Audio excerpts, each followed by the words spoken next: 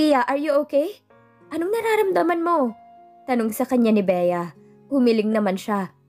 Medyo masakit lang ang balikat ko at marahang hinaplos ang balikat na may benda. Natahimik siya nang maalala si Dominic. What's wrong? Wala to. Can I go home now? Siguro naman pwede na ako magpagaling sa bahay. Huwag matigas ang ulo, Sofia. Kailangan mong dumito para gumaling ka. Look what happened. Tumango naman si Leon. Bea is right, Sofia. Kailangan mong dumito muna para matiyak na magiging mabuti ang lagay ng sugat mo. Maiwan ko na muna kayo. Alam kong marami kayong kailangang pag-usapan. Tumayo ito at marahan naglakad palabas ng silid. Napatango naman si Bea. I'll call you later. Tugon nito sa asawa. Salamat, Leon. Tuluyang nangilid na ang luha sa mga mata ni Sofia. Kasalanan ko ang lahat ng to, Bea. Kung nakinig sana ako sa inyo at kung sana hindi lang naging matigas ang ulo ko. Sana hindi nangyaring lahat ng to. Shh! Marahang tinabihan ng pinsan at hinagod-hagod ang likod nito. Mabibigyan ng linaw ang lahat, Sofia. Don't you worry. After what happened, wala na akong mukhang ihaharap sa mga tao, Bea. Wala kaming ginagawang masama ni Dominic. Aaminin ko, Bea, minsan na nagkrus ang landas ni na David at Dominic. Pero minsan lang yun. Yeah, I know, Sofia. Pero wala akong intensyong sirain ang pamilya niya. Hindi ako mga agaw.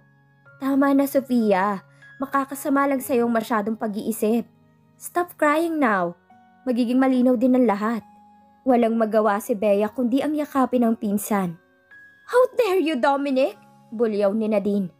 Napakawalang puso mo. I am your wife. Pero yung babaeng yun pa rin ang kinakampihan mo. Stop it, Nadine. Hindi ako hibang para paniwalaan pa kita. After what I discovered, gusto kitang hayaang mabulok sa bilangguan. Pero hindi ko gagawin yun. Because you are still my wife. I am now giving you freedom. Magpapal na ako ng divorce natin. Seryoso na saad ni Dominic. Nagulat naman si Nadine sa narinig. Divorce? Paano ng anak natin, Dominic? I love you. Ayoko. Hindi ako makakapayag sa annulment na sinasabi mo. Stop pretending that you love me, Nadine.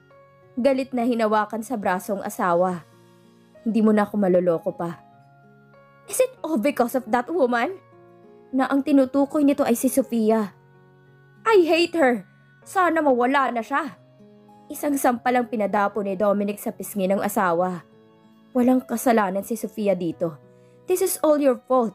Mabilis na kinuha ang envelope na nasa drawer sa tabi ng telebisyon at itinapon sa mesa.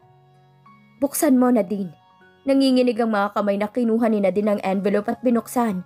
Tumambad sa kanyang mga larawan nila ng lalaki niya. Ang mga love result 7 taon nang nakararaan. Oh my God! Tuluyan na itong umiyak. Dominic, patawarin mo ko. Please, ihiwalayan ko na siya. Ayokong mawala ka. Ikaw ang mahal ko. Patawarin mo ko, Dominic. Nagawa ko lang ang mga yon dahil mahal na mahal kita. At ayokong maagaw ka sa akin ni Sofia. Bago marahal lumapit sa kanya. You don't love me, Nadine. Dahil nalaman ko rin na bago ang mga nangyari 7 taon nang nakararaan, ay naluging inyong kumpanya dahil sa pambababae ng papa mo at pagiging sugarol ng iyong ina. At ako ang naging daan upang makabangon kayo sa pagkalugi. Yun ang totoo, hindi ba? Sagutin mo ako. Napahagulgol ng tuluyan si Nadine. Hindi yan totoo, Dominic. No! Go. Ihanda mo na mga gamit mo, Nadine. Ayoko nang makita ka pa. Iwan mo si Patrick at palalakihin ko siya ng maayos. Ayokong lumaki siyang kasamang isang katulad mong sinungaling. Get lost. Yun lamang at tuluyan lumabas ng kabahayan si Dominic. Masakit para kay Dominic ang mga nangyari dahil sa kagustuhan niyang magkaroon ng isang buong pamilya para sa anak ay hindi niya kailanman pinakailaman ng asawa. Dinala siya nito sa puntod ng ama. Dad, I do not know what to do. Please help me. Ilang oras din siyang nanatili sa harap nito bago tuluyang umalis. Nang makauwi sa bahay ay agad siyang sinalubong ng kawaksi. Senyorito, si senyorita na din po umalis. Dad! Umiiyak na bumungad sa itaas ng hagdan ng anak. Mabilis naman itong nilapitan ni Dominic at kinarga. Hindi na po babalik si Mommy. Dad, please puntahan po natin si Mommy. Marahang niyakap ni Dominic ang anak. Hindi niya alam kung paano niya ipaliliwanag kay Patrick ang mga nangyayari. Everything will be fine, anak. Stop crying. Daddy's here. Aniya habang hinahagod ang likod nito. Nang mapakalma ang anak ay tinawagan niyang abogado ng pamilya. Give me enough time to settle things, iho. Tatawagan na lamang kita kapag naayos ko na mga ipinapagawa mo. Maraming salamat, Ninong. I owe you again. No, iho, don't say that. Trabaho ko to bilang kaibigan ng ama mo. I'm just here for you as your godfather. Salamat, Ninong. Maraming salamat. Sophia, may bisita ka. Wika ni Bea na bumungad sa pinto ng silid nito. Ayoko munang makipag-usap sa kahit kanino, Bea. Tugon ni Sophia na hindi nag-abalang lingunin ng pinsan. Nanatili siyang nakahiga sa kama habang yakap ang malaking teddy bear ng anak. Sophia, natigilan naman ang dalaga. Ang boses na yon. Ang boses na kailanman hindi nawala sa puso niya. Mabilis siyang napalingon at nabungaran niya si Dominic na nakatayo sa pintuan ng silid na may hawak na puting rosas. Pinapasok ko na siya. This is now the right time for both of you to talk and clear things up. Hindi na kayo mga bata, Sophia and Mr. Del Franco. Maiwan ko na kayo. Wika ni Bea bago lumabas sa tuluyang isinara ang pinto. Napatayo naman si Sophia at marahang inayos ang sarili. Have a seat at itinuro ang sofa. Salamat. Nandito ako para kumustahin ka. For you. Iniabot ang mga bulaklak. Salamat. Marahang inamoy-amoy at napangiti. Don't worry, Dominic. I'm still alive and kicking. Pasensya ka na at hindi ako nakadalaw sa ospital. Hindi ko alam kung paano kita haharapin. Marahang naupo sa sopa si Sophia at ipinatong sa mesa ang mga bulaklak. Naiintindihan kita, Dominic. Alam ko marami rin akong naging kasalanan kung bakit nangyaring mga nangyari. Tama si Bea. Sana hindi na lamang ako bumalik ng Pilipinas. Humiling naman si Dominic. No, don't say that. Lumapit sa dalaga at marahang hinawakan ng palad nito. Kung hindi dahil sa'yo, hindi ko kailanman malalaman ang panluloko sa akin ni Nadine. Napakalaki kong hibang, naniwala kong ikaw ang dahilan ng pagkawala ng anak namin. 7 taon nang nakararaan. Ginamit lang niya ako para makaahon ang pamilya niya sa pagkalugi. I am very sorry for hurting you. I am so sorry for not trusting you that time. Mapait na napangiti si Sophia. Tapos na ang mga nangyari, Dominic. Hindi na natin yun maibabalik. I'm sorry, hindi kita pinakinggan. Saradong isip ko sa mga panahong yun. At marahang niyakap si Sophia. Tama na, Dominic. Tuluyang napaluha si Sophia. Hindi niya napigilan ang mga braso na yumakap din kay Dominic. I'm so sorry, I hurt you, my princess. Marahang dinampian ng halik ang noo at buhok ng dalaga. Mahal kita, Sophia. Mahal na mahal kita. Alam kong napakalaki kong hibang for not telling you those words before. Please, let's start things over. Sana hindi pa huli ang lahat sa ating dalawa, Sophia. Pangako gagawin ko lahat para maging mabuting partner na sa'yo. Babawi ako sa lahat ng pagkukulang ko. Natahimik si Sophia sa mga narinig. Sophia, itinaas ni Dominic ang kanyang muka. Magsimula tayong muli. Is it because of Chris? Your rumored fiancé? Napayuko ang dalaga. Chris is just my best friend, Dominic. Hindi ko alam kung magiging handa ako sa mga mangyayari. If I will say yes now, bigyan mo ko ng kaunti pang panahon para ayusin ang buhay ko at ganun din sa'yo. Ayusin mong lahat between you and Nadine.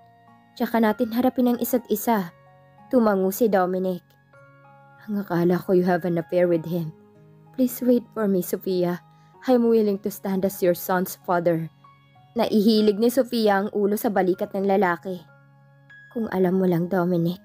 Bulong niya sa sarili. Gustong-gusto na niyang sabihin ang totoo pero hindi pa siya handa sa ngayon. Sophia, please say yes. Itinaas ang muka ng dalaga upang magtama ang kanilang mga mata. Tumango naman siya. Yes, Dominic. I will wait for you. We will wait for you. Marahang siniil ni Dominic ng halik ang mga labi niya. I love you. Bulong nito. Tanging pagtugon na lamang sa mga halik ni Dominic ang naging sagot ni Sophia sa mga sandaling yon. Muling bumalik sa London sina Sophia para sa pag-aaral ng anak at para maiayos ang lahat. She finally made her decision. After 5 months, they will be going back to the Philippines for good. Matuling lumipas ang mga araw at buwan. Sa loob ng 5 buwang pananatili ni na Sofia sa London, ay wala silang naging komunikasyon ni Dominic. Para na rin sa kanilang dalawa upang maiayos na nilang kani-kanilang buhay, gaya na napagkasunduan. Sofia, are you sure of this? Hindi pa rin maikaila ang pagkagulat ni Bea sa desisyon ng pinsan. Tumango naman siya. Bea, it's the right time for us to settle down. Hindi ko na mahihintay si Dominic dito. Kami na ni David ang uuwi ng Pilipinas. I already talked to the school principal and they're willing to send all David's documents. Doon na niya ipagpapatuloy ang pag-aaral niya, Bea. I know mahirap na magkakalayo na naman tayo, pero nakapagdesisyon na ako. I'm going back to the Philippines. Nandun ang buhay namin mag-ina. I hope you understand. Malungkot na niyakap ni Bea ang pinsan. Nandito lang kami, Sofia, tandaan mo yan. Ako na magpapaliwanag sa kambal. Pag-empake ka na. Nasa na ba sina Ivy? Tsaka ito naglakad palabas ng silid. Bea, don't cry. I saw it. I'm not crying. Sige na, mag-impake ka na dyan. Sabay-sabay na tayong kakain mamaya. Marahang inayos ni Sofia ang mga gamit. Mula sa tukador ay inabot niyang larawan ng kanyang pamilya. Tsaka ito isinilid sa maleta. Maya-maya'y humahangos na pumasok sa pinto si Chris. Bea told me about your plan, Sofia. Are you really sure of this? Tumango siya. Yes, Chris. I'm not getting young. Isa pa, ayokong lumaki si David na walang kinikilalang ama. Ipagtatapat ko na kay Dominic ang lahat. And I'm willing to wait hanggang sa may ayos niyang buhay niya. Hindi ka na namin mapipigilan kung ganon. Please keep safe. Salamat, Chris. Bago yumakap dito. Anong oras ang flight niyo? 10 in the morning. Oh, we still have a lot of hours together before you leave. Then let's have a party. A farewell party then. Natawa si Sofia. Sumunod ka na lang sa Pinas, malay mo nandun na yung soulmate mo. By the way, I will ask Dominic kung nasa na yung kapatid niya. Well, you will like her. Adel Franco? Wag na, Sofia. I don't think magkakasundo kami niyon. Just meet her first before you talk. Paninigurado naman ni Sofia. Maligayang pagbabalik po, Senyorita Sofia. Anang kawaksi. Napangiti naman ng dalaga. Salamat, Nailani. Pakisamahan po si David sa silid niya para makapagpahinga. Sumunod naman ang kawaksi. Nang ilibot ni Sofia ang buong paningin, ay napansin niyang pagbabago ng buong kabahayan. Napakunot noo siya. Senyorita, ipinaayos po ito ni Senyorito Dominic nung umalis kayo. Ibinilin po niya na hinding-hindi raw po namin sasabihin sa inyo. Hani ni Manong Lito, habang ibinababa ang mga maleta sa sala. Napangiti siya. Kinuha ang cellphone sa bag at tinawagan ng lalaki. Pero walang sumasagot. Hindi alam ni Sofia pero para siyang nakaramdam ng kaba. 5 buwan silang walang komunikasyon at hindi rin ito sumasagot sa tawag niya. Hindi maintindihan ni Sofia ang sarili. Mabilis siyang umakyat ng silid at nagbihis. Pupuntahan niya si Dominic sa kumpanya. Nailani, kayo na po munang bahala kay David. May pupuntahan lang po ako. Salamat. Mabilis siyang sumakay sa kotse at nagtungo sa Del Franco firm. Naku ma'am, 2 buwan na pong hindi dumadalaw si President Del Franco dito. Binibigyan lang po niya ako ng instructions, ma'am. Hanang lalaking sekretarya ni Dominic. Nasa na daw siya? Wala naman po siyang sinabi, ma'am. Malungkot na bumalik sa mansyon si Sofia. Halos lahat na yata ng nasa directory ay natawagan na ni Sofia pero walang nakakaalam kung nasan si Dominic. Where are you? Marahan niyang ipinilig ang ulo at mariing ipinikit ang mga mata. Tsaka isinandal ang ulo sa headboard ng sofa. Welcome back, Princess de Torres. Ang taong sumira sa buhay ko. Anang tinig mula sa hagdan. Mabilis na napatayo si Sofia. Gulat na gulat siya nang makita si Nadine na pababa ng hagdan. Nadine, what are you doing here? Napatawa si Nadine nang makita ang naging reaksyon niya. Nagulat ka? Pagsisisihan mong ginawa mong pagbabalik sa Pilipinas. I will make your life in dark. Maya-maya'y narinig niya ang tinig ni David mula sa taas. David, anak! Natarantang napatakbo si Sofia. Pero napahinto siya nang mula sa bag ay ilabas nila din ang isang armas at itutok yun sa kanya. Stay where you are, Miss de Torres. Susunod ka sa ayaw at sa gusto mo. Carlo, ibaba mo na yung bata! Sigaw nito. Bumungad sa puno ng hagdan ng lalaki habang karga nito ang bata na nagpupumiglas. Mommy! Sigaw ng anak. David anak, Mommy is here. Nadine please, huwag mong idamay ang anak ko sa gulo natin. Kung galit ka sa akin, ako lang ang saktan mo. Please huwag mong idamay dito ang anak ko. Nagmamakaawang wika ni Sofia. Humalakhak naman si Nadine. Look who's talking. Akala ko ba hindi ka natatakot sa kaya kong gawin, Miss De Torres? Well, nandito na rin lang ang anak mo. Damay na siya sa paghihiganting gagawin ko. Binalingan nitong kalaguyo. Talian mo na yung bata, pati ang babaeng yan. Mabilis ang mga naging pangyayari. Sa pagpupumiglas ni Sofia ay isang suntok sa siya ng inabot niya na dahilan ng pagkawala niya ng malay. Tanging boses lamang ng anak ang narinig bago tuluyan nagdilim ang kanyang paningin. Nasa na nga ba si Dominic? At paano makakatakas si Sofia sa kamay ni Nadine? At dito na po nagtatapos ang kabanata ng ating kwento. Please like, share, subscribe for more updates. Maraming salamat po.